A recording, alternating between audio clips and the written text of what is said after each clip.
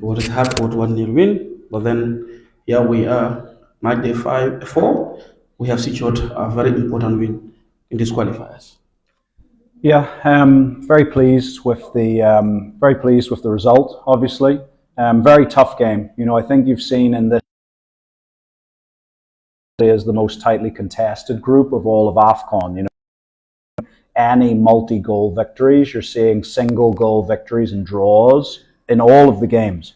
And so, look, football can be a strange game sometimes. We had on Friday, we probably played a lot better than we did today in terms of ball possession, in terms of all of the statistics. Like I said before, on Friday, it was like 65, 70% of the ball, 22 shots on goal. But in the end, we only got the draw. Today was a lot more. We had to suffer for it today. I thought we defended very well today. I also thought we created the key chances in the game. Our goalkeepers made a great save from the penalty in the first half, but we haven't let our heads drop. It's very easy when you get that chance and you're pushing for it to then, when it doesn't go in, to let your heads drop. But I thought everyone kept going. And then into the second half, obviously Musa comes up well with the goal. Great work from Yankuba. And really we could have had one or two more after that on the break. So look, it wasn't the prettiest game of football that you've ever seen, but that's the way the game is. Some days you can play beautiful football, and other days you've got to work for it and you've got to grind for it and you've got to take your chances. And that's what we did today. So we're really pleased with the result. It carries us through into the November window with, match day 5 is going to be a big game against Comoros. We know that. We'll come to that, but then, were you surprised by the tactics of Madagascar, the way they came into the game?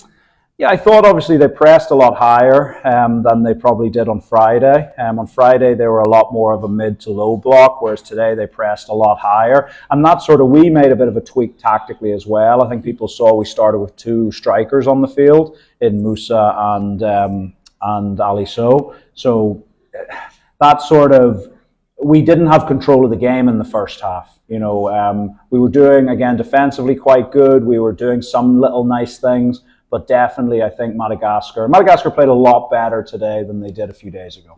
And so we had to deal with that. But like I said, the big chances of the game fell to us. Whilst Madagascar sort of threw some high balls into the area, there wasn't really a case of, I don't remember being on the sidelines thinking, oh, that was really close from them, whereas we had 2 or 3 of those moments. So yeah, they definitely came. They threw everything at it, and we had to defend well for periods of the game. But look, that's football. Everyone loves attacking, flowing football, but you got to remember the other side of the game is equally important, and a clean sheet today is very, very pleasing. Coach, depending on the outcome of tomorrow's game between Tunisia and Comoros, now it is Tunisia on top with 6 points, Gambia and Comoros on 5 points. What does this mean for the next match against Comoros next month?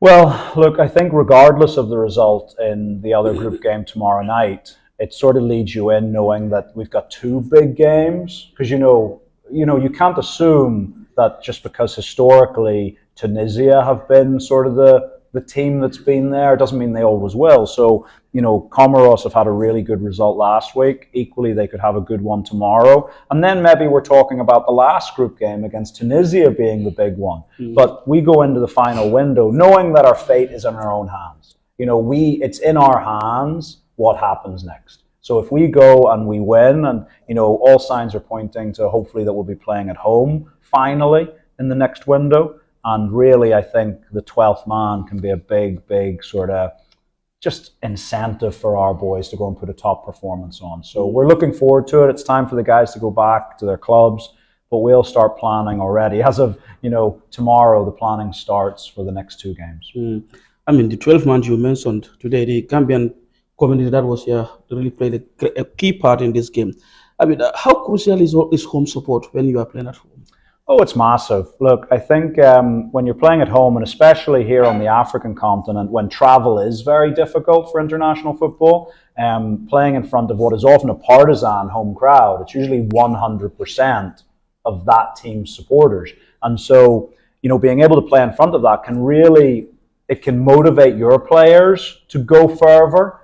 but it can also maybe even have an intimidating effect on the opposition team. So, you know, we've waited a long time to get back home. I think today, the supporters that were here for the Gambia who live here in Morocco, fantastic. The noise they made, the passion of it, you know, it was fantastic. But we're looking forward to being in front of a full stadium of Gambian supporters, because I think it's not just going to be the 12th man. I think it might be the 13th and 14th man as well.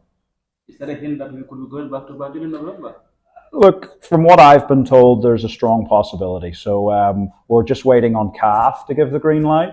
But for us, that's what we want to be doing. We want that game against Comoros to be at Independence Stadium, and we're just waiting on CAF to give the green light. But we're positive. Thank you, Coach. Thank you very much. Cool. Oh.